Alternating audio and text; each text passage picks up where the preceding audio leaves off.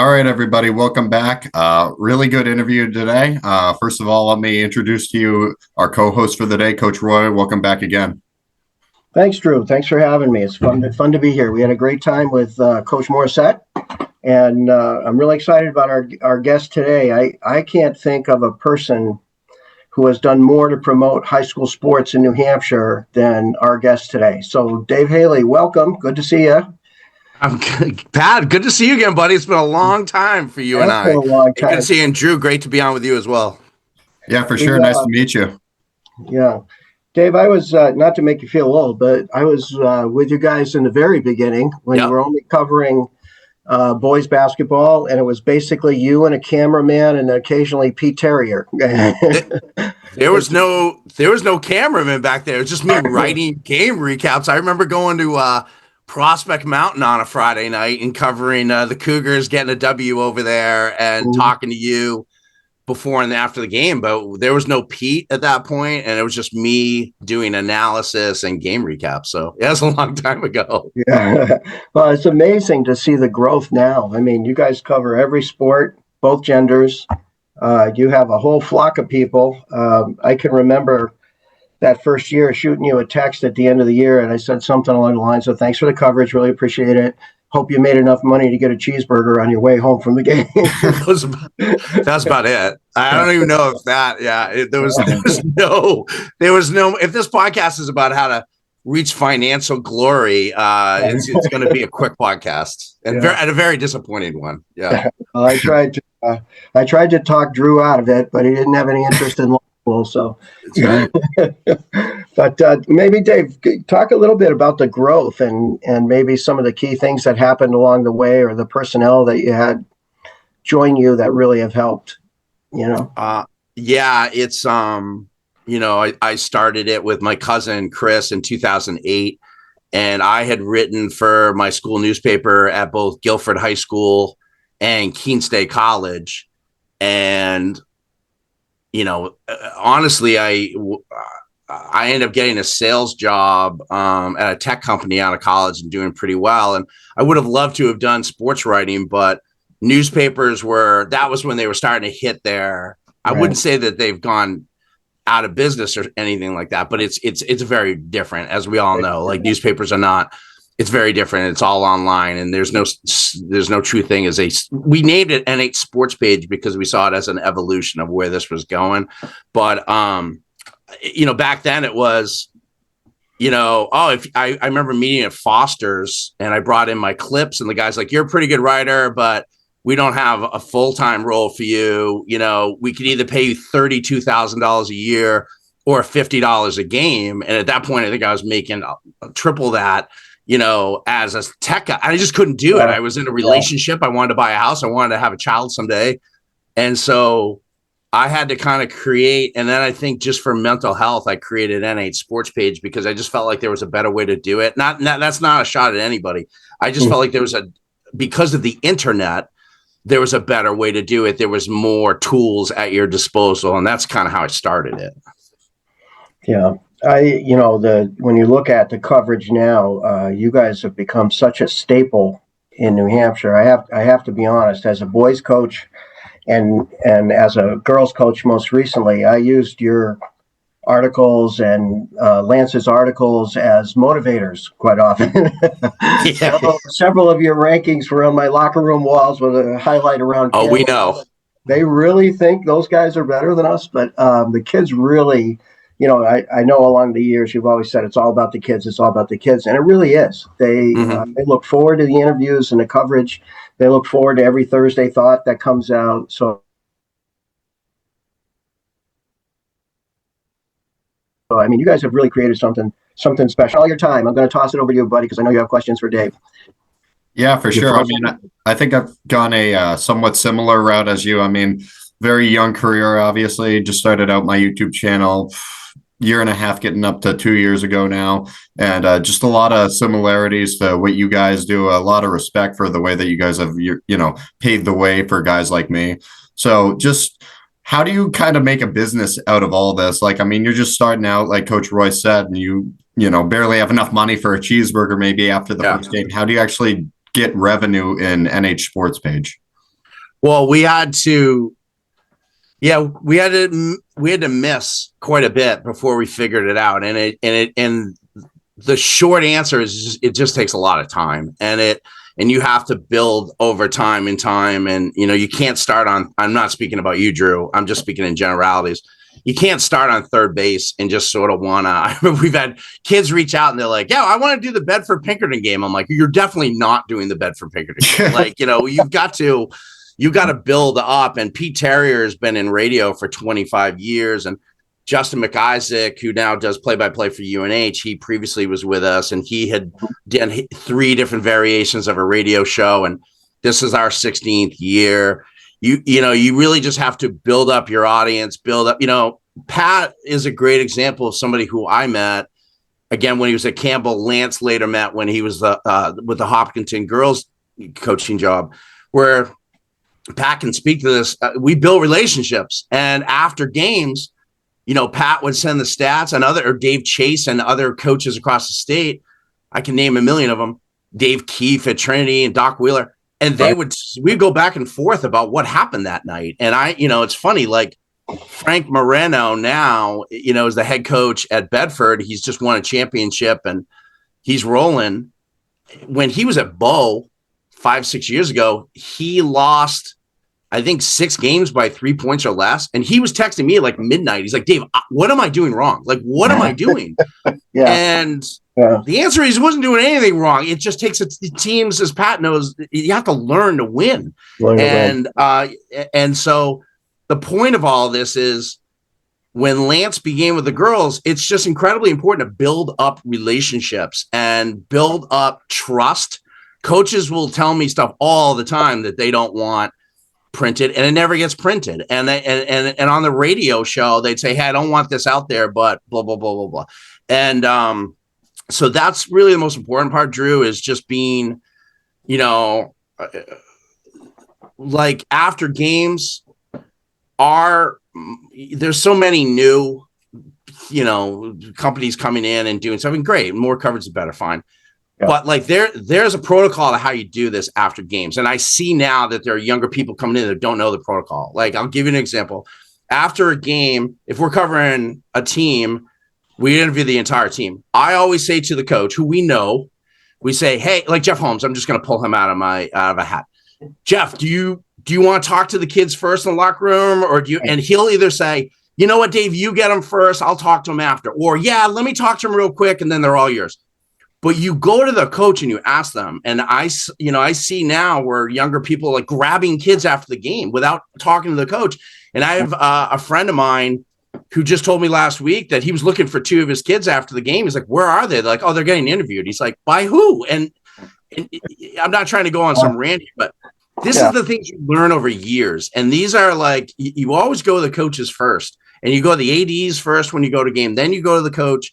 And there's a system to all this. And I think that's the most important part of what we do is people know that we know what we're talking about and we're passionate about it. You don't have to agree with our opinions. Most of the times people don't. That's fine. That's healthy.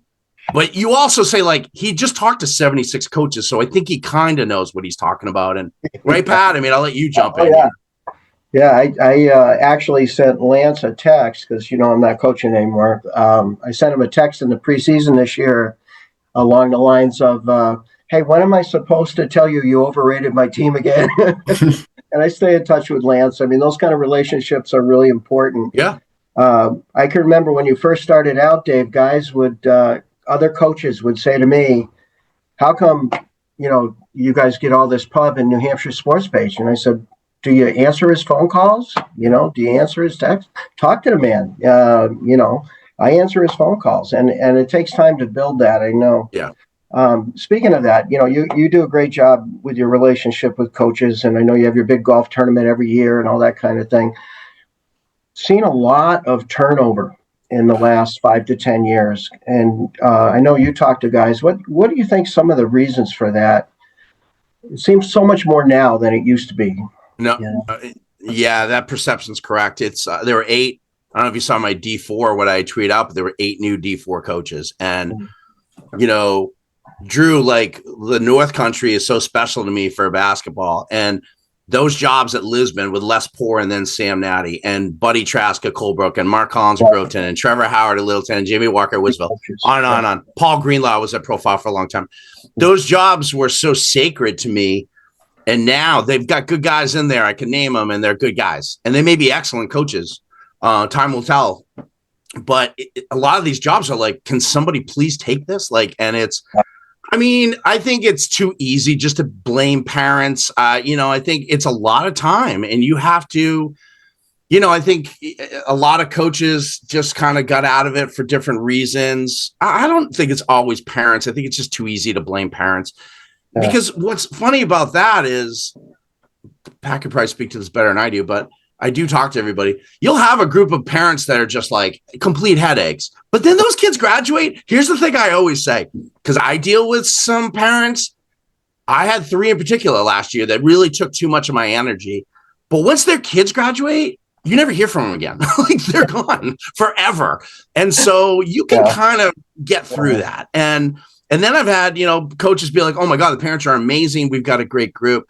So I don't know. I think AAU has made it difficult in that, like, these kids now think they have 2 coaches, one in the summer and one in the winter. Yeah. I don't have the answer to it, but you're correct when you say for me, it's a bummer. I like meeting new people, but really, I really miss the Tim Goodriches and the Tim Cronin's and the Dave Keefes and the Jim Mulveys and on and on and on. I miss those guys. I miss those relationships. Yeah, and they develop over time. And, I remember in Division III when you first started, I mean, you mentioned Trevor Howard. Littleton was in Division III. We had Jamie Hayes, Dave Chase, Jimmy Migno was over at Raymond. I mean, every night I'm going against a great coach. Yeah. And now Don Picard at Berlin, right? Yeah, awesome. One of the best coaches in the state. And the list goes on and on. Eric Saucier, there's a million of them. And now I look at the teams and the games and I'm like, who is that guy?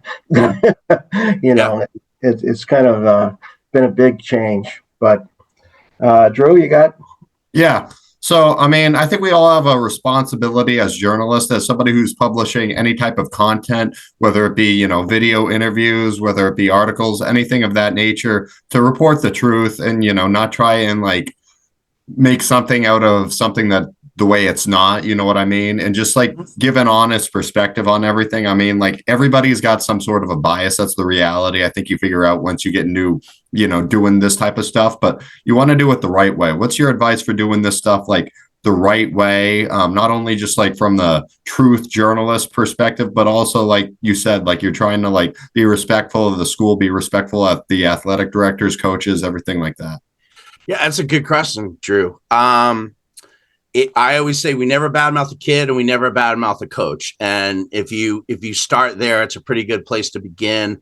And we've held true to that. And people are not going to like, I remember Pat, this will make Pat laugh.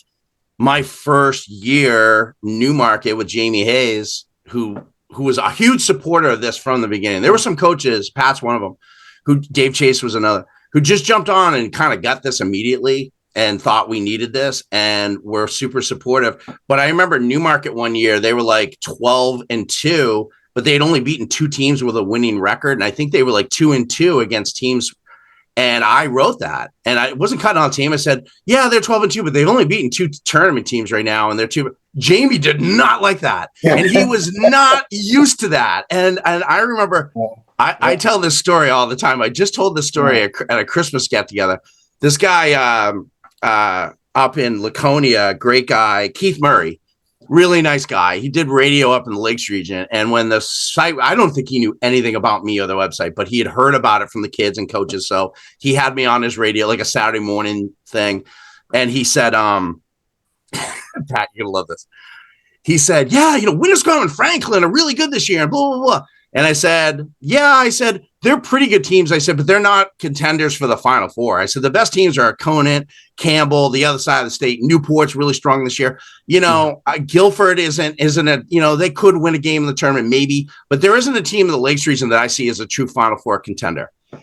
There was like 9 seconds of dead silence, dead air. And he goes, okay. Like he was not used to somebody and it was true. Everything I said was accurate. None of it went to the Final Four, but people weren't used to that. And when Lance started with the girls, I could see him in year 1 versus me in year 13 with the boys. He was getting a whole boatload of feedback, not good.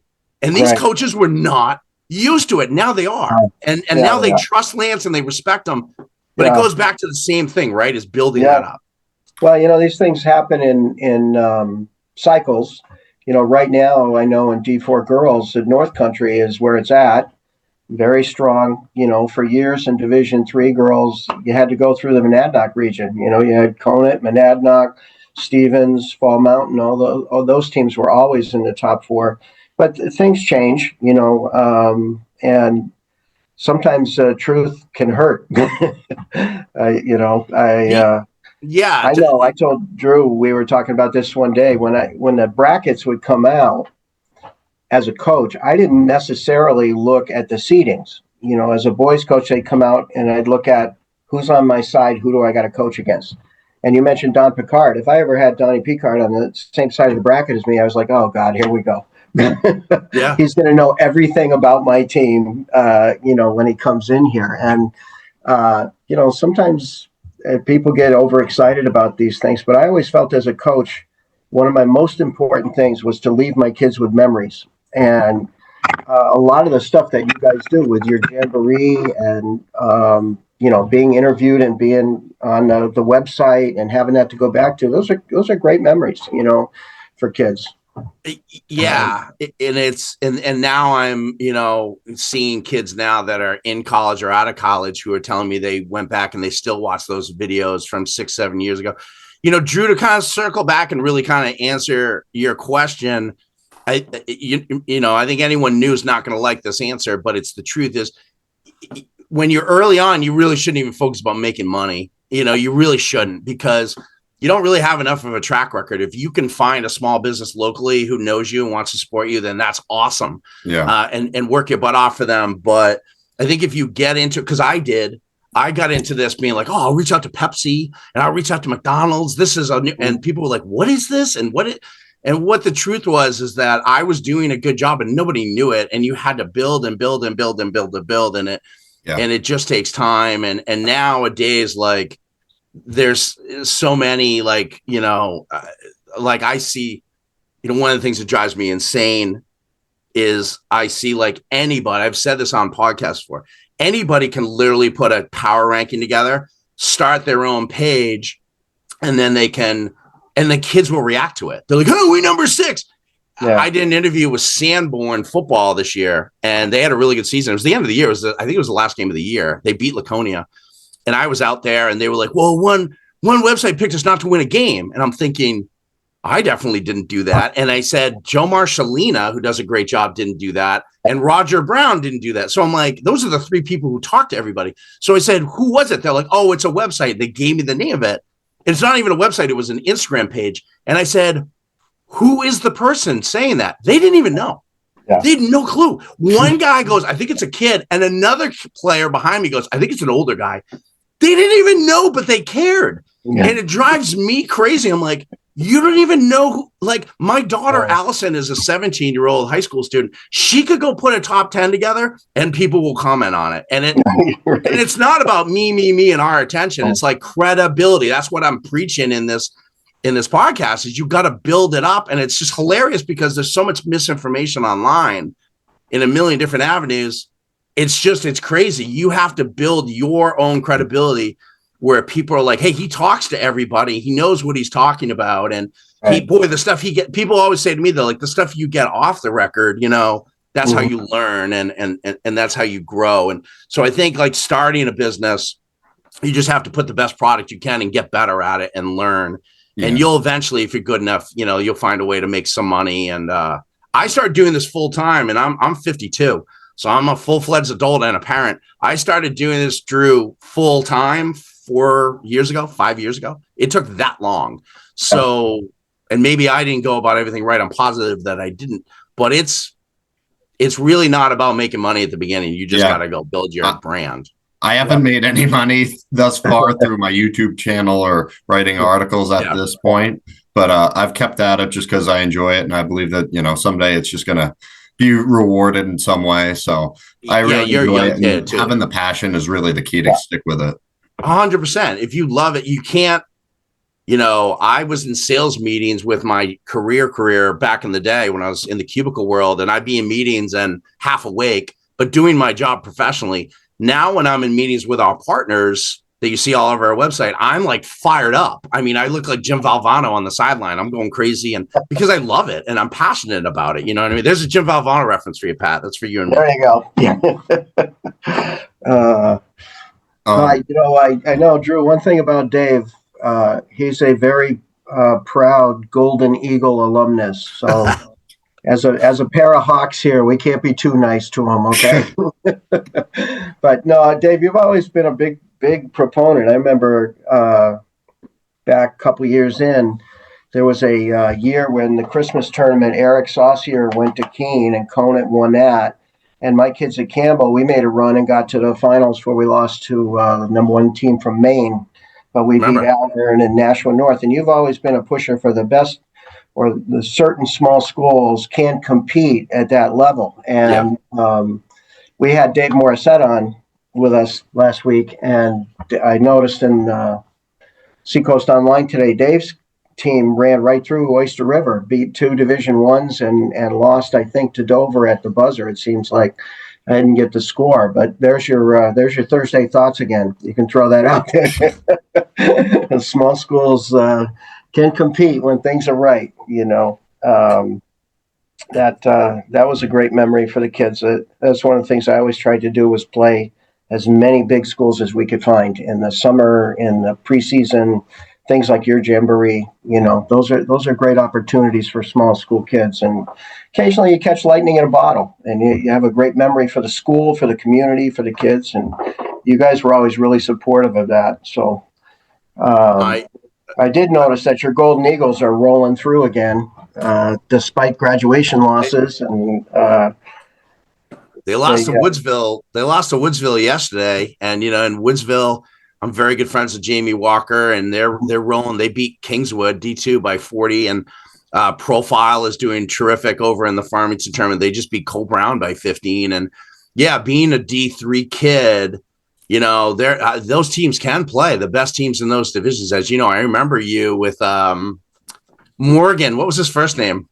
Josh Morgan making that run, and and it was those teams can absolutely play, and I can't fake it. I don't have a fake laugh. I either enjoy something or I don't, and it's not a strength of mine. If I'm not interested, and I'm as into Colebrook, Groveton, or Littleton. I'm doing Profile Woodsville in a week or two, and I'll be as fired up or more fired up for that than I would be Bedford Pinkerton. I mean, it is.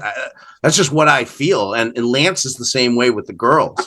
And but I think you need to have that, because you can turn into the I-95 or the I-93, where you're just covering the Manchester schools and the Nashua schools and Londonderry and all that. But I am as into the lower divisions as I am the upper, as you can see. Yeah. So I had a couple more questions for you. So one thing was what we touched on a little bit earlier with just the coaches.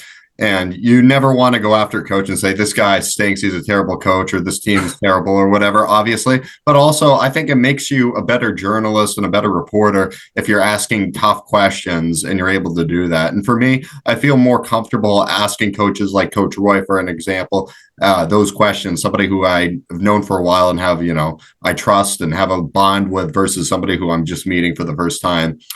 Throughout this whole time that you've been doing New Hampshire Sports Page, I mean, have you found that a similarity, that you feel more comfortable talking to coaches who you know better and asking them the tough questions? Or over time, as your name has grown, have you felt more comfortable, talking to coaches who you've met for the first time and giving them some challenging questions?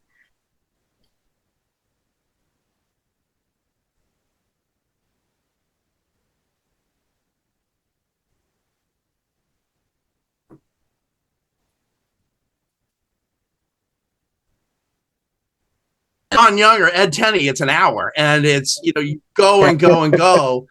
And again, after games, Drew, when we get the box scores from all the teams, and that's how we enter the stats. And then there's some give and take back and forth. Sometimes I'm too busy to do much of give and take, but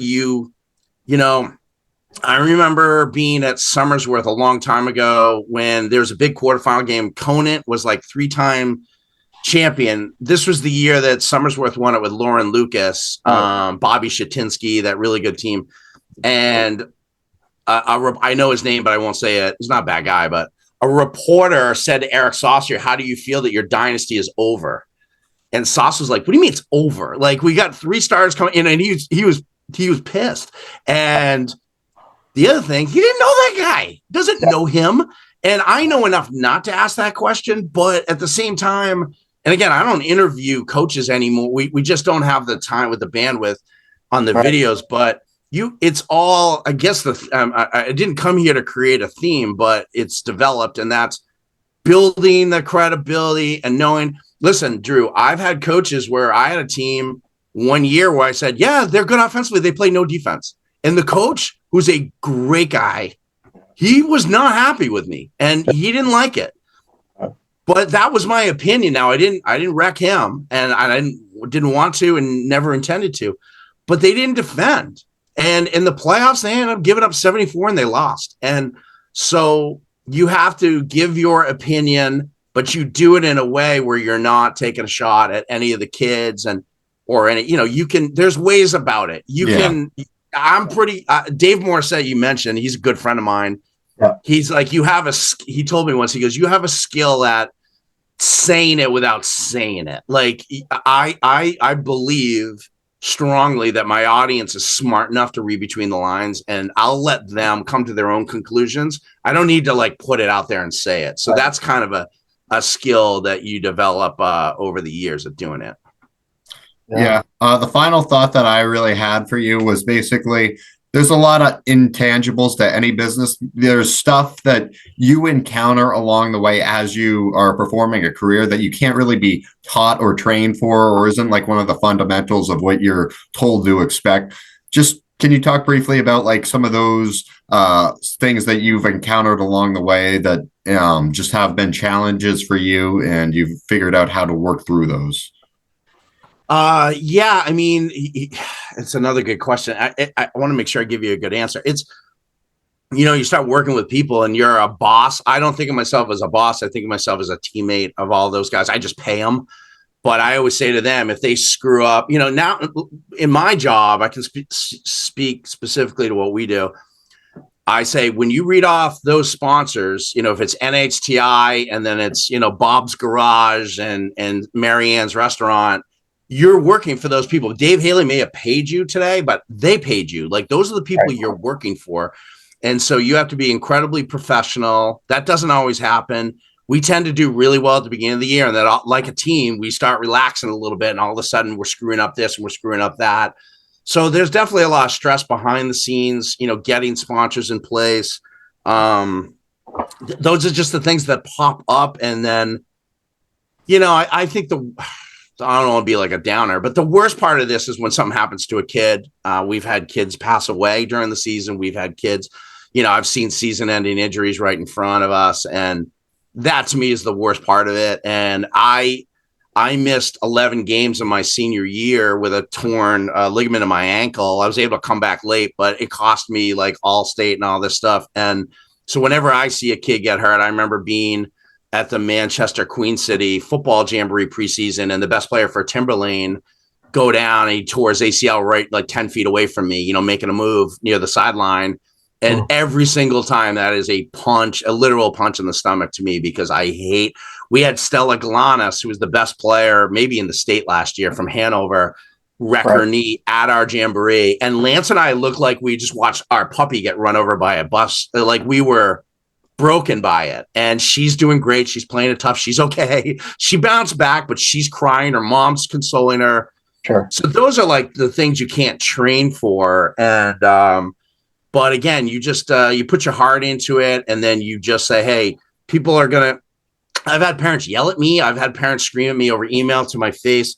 as long as you have the credibility and you put the work in, you just have to stand behind what you do. And, you never, ever try to take a shot at a kid or take a shot at a coach. And I've never even been accused of that. So I think that's the most important thing. But for you, Drew, I think it's just about building and meeting as many people as you can and learning from your mistakes and just going forward. And, once you put your name on it, especially when you get to the size that we have, we're the largest high school sports website in New England. Even when a parent emails me and I respond in a way that, like, I believe it's going to be read over a loudspeaker at Town Square. Like, everything has to be up. And I'll say, like, I'll go right back at parents. But like, it's got to be professional. I'd never, ever profanity or anything like that. You just have to be professional and state your opinion. And you better believe that it could get shared and sent, especially in this day and age with screenshots and forwarded emails. And that's one big piece of advice I would give. Yeah, I thought of one other thing. Basically, just an opportunity here for you to say, like, what is it about, New Hampshire Sports Page, or what is it about the job that you're doing that you want parents, athletes who might be listening to this to know about, like, those challenges and the fact that you're doing the best job you can, and sometimes it's difficult? Oh, it's just the weight. I mean, yeah, that's a good question. That it's just the weight of it. It's like when I was the previews, I've been dating the same girl for 4 years, and every year she has to watch me almost lose my mind every December. And Lance's wife, Yana, same thing. Because you're talking to 76 coaches and writing 76 previews. But D4 starts 2 weeks earlier. So I got D4 parents be like, when are you covering this game? Do you have the stats for this? And I'm like, dude, I got to call the Salem coach, the Bedford coach, the Merrimack coach, and the Trinity coach before lunch. I don't have time. And I'm not, if I multitask, I'm never going to get it done. I just have to focus on what's in front of me, or it's never going to get done. So I think the most is I would say the biggest thing to say to parents, we've said this a lot, is just be nice. Just, I have parents all the time be like, hey, my son scored 9 points, not 7. Do you mind? And I'll always take them at their word. And if they're nice about it, it's great. You have other people, when Lance took this job, I told him, I said, the hardest part of what we do is people that choose, because you can support us if you want to. It's a free website, always will be. But you can support us. Pat has many, many, many times in the past as a gold level member or as a sponsor of a game. But 99% of the people do not do that. And you need to reconcile that. And I think if you try to build a business off parents supporting you, it ain't going to work. I'm just going to be straight with you. Trust me on that one, if nothing else. But like, I think the biggest thing that I told Lance was, I remember we were sitting in the dairy field having lunch, and I said, people who choose not to support you financially are going to talk to you like you work for them. And that's really hard. We have people like bossing us around at times, even kids. And why aren't you covering this? Why didn't you cover that? Why aren't you covering boys soccer? How come you're not doing hockey? How come you're not doing field hockey? How are you not? And I always say, it's money. It's money. It's money. It's money. Do you want to pay for it? Yeah. One guy on Facebook yelled at us once. I'm like, do you want to pay? Send me your Venmo. I'll send you a $3,000 request, and then we'll cover that sport. Guess what? Guess who never paid $3,000? So that's the hardest part is people talking to you like you work for them, and maybe they don't mean to, and maybe they do mean to when they choose not to support you. That's something I would want people to know is how hard work, because this is 7 days a week. I mean, this is 7 days a week. All right. I mean, that's all from me, Coach, if you have anything more, but I appreciate you, Dave Haley. I appreciate you coming on. Yeah, of course. Thanks a million, Dave. I really appreciate you coming on. I can tell you from being around it for years, parents may not always appreciate the coverage and the stuff you guys do, but the kids really do. And you've always said, hey, this is about the kids. And mission accomplished. I mean, they look forward to the coverage, the Thursday thoughts. They, even, my girls last year would go, oh, there goes Lance again, telling everybody how great we are. Yeah. Said, please don't believe him. But I think it's become, you've woven New Hampshire Sports Page into the fabric of high school sports, and it's a given. I mean, the kids look forward to the preseason stuff. I know coaches check on that stuff all the time, and it's really, really become something that people look forward to. So kudos.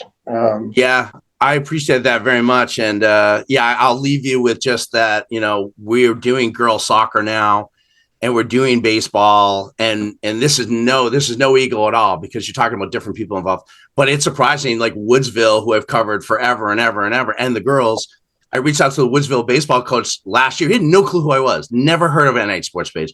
And with girls soccer, we find our coaches won't call back for the previews, won't do this, won't send stats. And our message always is, you may not care about this. Maybe, you're not doing this for me. You don't even know me. You're doing it for the kids. Like, that's who cares. And we have kids weighing, hey, how come our stats aren't on there? And we're like, your coach isn't sending them. And so that's just the theme of this, I guess. A whole episode for me was just, it's building and building and building. Year 3 of girls soccer, hopefully we'll get there with all the coaches, but it takes time, and don't try to rush it. It's going to take a long time to build whatever you're trying to do, Drew. And I'm sure you'll do great at it, but it takes a very long time and a lot of learning and a lot of patience.